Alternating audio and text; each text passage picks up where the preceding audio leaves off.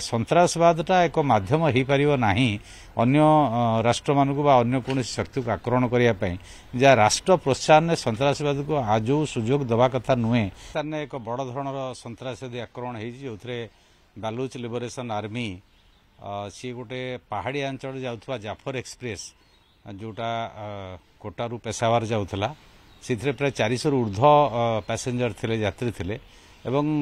ଅନେକ ସେନା ଅଧିକାରୀ ଏବଂ ସୈନିକମାନେ ଥିଲେ। तो से खबर पाई बेलुच लिबरेशन आर्मी तार जो टॉप स्क्वाड अच्छा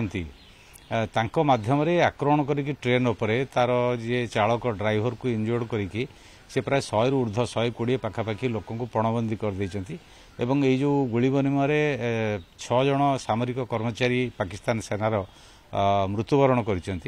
जेहेतु सेटा पहाड़िया अंचल ता पाखरे वर्तमान सुधा पाकिस्तान सरकार सेनाबाहिनी कर्मकर्ता रेस्क्यू टीम एमाने पहुंची पारना आम जानी दीर्घ 10 वर्ष धरिकी बेलुच लिबरेशन आर्मी बेलुचिस्तान स्वाधीनता बा स्वतंत्रता दाबी करी अलगा प्रदेश भाव में मान्यता मिलू से अलगा हुंतु तांकर मुख्य जुक्ति है जे सेठी तैल अच्छी खनिज पदार्थ अच्छी पाकिस्तान सरकार ताकू शोषण करुँचार उन्नति आणुना अनुन्नत अंचल अच्छी तेणु से 10 वर्ष धरिक विभिन्न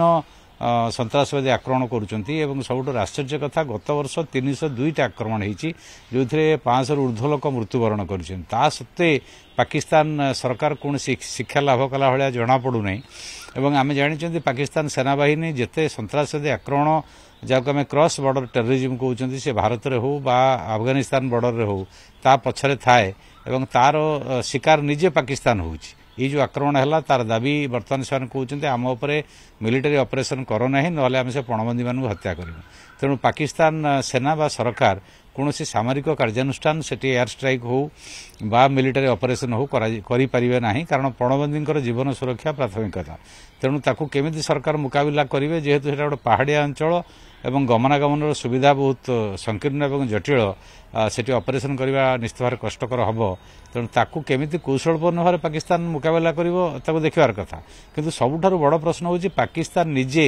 सन्तासवादर शिकार बारंबार होता फल धन जीवन विपन्न होता बेले एवं नवेम्बर 26 गत वर्ष सेठी गोटे से ट्रेन उपर आक्रमण होता से मृत्युवरण 26 रु ऊर्ध्व लोक करते ता सत्वे ट्रेन में जदिव पुलिस था किंतु इंटेलिजेंस फेलुअर है पाकिस्तान स्टेट बोली कहीपर तो गुइंदा संपूर्ण विफलता पार सूचना नाई एवं बेलुच लिबरेशन आर्मी ताकू ऑपरेशन माध्यम सफलता पाइला जे गोटे ट्रेन को अपहरण करने गला 100 लोक 100 रु ऊर्ध्व लोक पणबंदी करदेला तो पाकिस्तान राष्ट्र ये गोटे विफलता किंतु पाकिस्तान ब्रॉडली ये शिक्षा ना उचित जे केमिति सन्तासवादटा एक माध्यम हो पारिबो नाही अन्य राष्ट्र मानकु बा अन्य कोनोसी शक्ति को आक्रमण करिया पई जा राष्ट्र प्रोत्साहन ने सन्तासवाद को आजो सुजोग दबा कथा नुहे एटा से आलोचना माध्यम रे सेठी सन्तासवादी कार्यकलाप को नियंत्रण आनिया कथा एवं निजे मध्य प्रोत्साहन करिया कथा नुहे तेणु ये गोटे बड़ वार्निंग पाकिस्तान सेना प्रति पाकिस्तान सरकार प्रति एवं पाकिस्तान सरकार टाक जेहेतु सेना नियंत्रण करुच्ची से बारंबार सन्तासवादी कार्यकलाप को प्रोत्साहित करिकी तार शिकार निजे होउछि